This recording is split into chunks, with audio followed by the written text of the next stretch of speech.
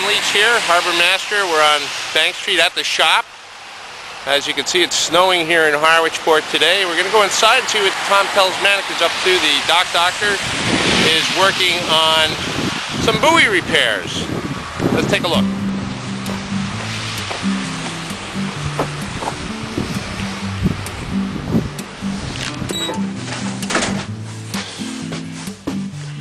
Here. Hello, Tom. Hello. What's going on? Well, working on some buoys out here, and got a few little projects going on. Doing some buoy repair, and while that's setting up and drying, I'm putting some epiphanes on some woodwork, some teak work over on the table there, which will be on Commander.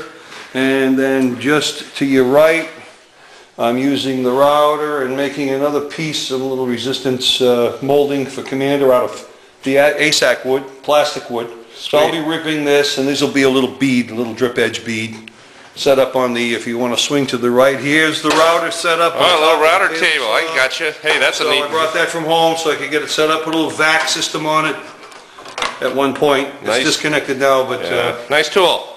Great. Yep, it works. It's all marked off. And I'm just cutting a couple patterns so I can lay it down on the bottom side. Now this will, I'll show you if you want to come around this way. I'll show you how this will fit. Once I lay this down, the hair down, this will be in a position somewhat like this, and glass it over. Like we are? Yeah. Hi, what I did was here is repaired the buoy. Filled it with foam, welded a brace across with some 5/8 rebar, tiger haired it, which you see grounded off, and now I'm measuring to lay this mat down.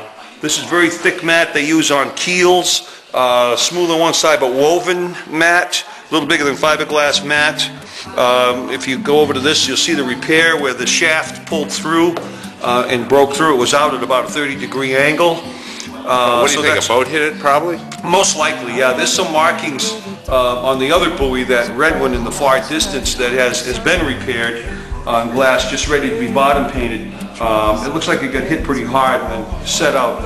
And of course the current also worked the shaft on it. So what I'm doing here now is I'm just measuring to wrap around the bottom and the pipe to lay this mat.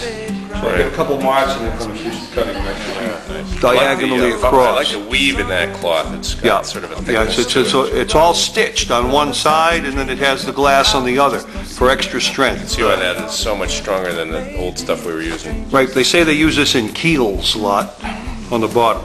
So that's one piece. The other piece will overlap on this side, and it's some minor. It's going to be like minor cutting here compared to the old system. Right. Well, this rebar should hold it. As you see, I had to fill it with a lot of foam because it was really torn out. But you can't see what happened originally. But this should work. Right. I'm hoping it's not too heavy. That's all. It'll be all right. This has got an old shaft on it.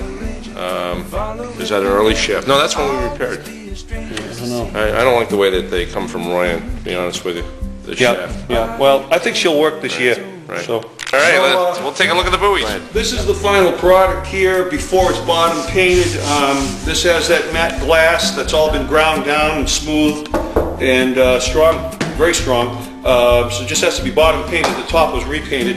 And if you can look underneath here, I'll lay it down. You can see how I kind of wove it over the rebar. It's the same design as the other one. Right, you can see the resin's all painted on it. Yep. Sure enough, yep.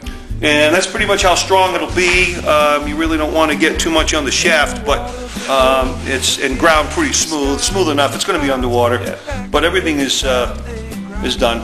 Looks good. So bottom painted, ready to go. Good work.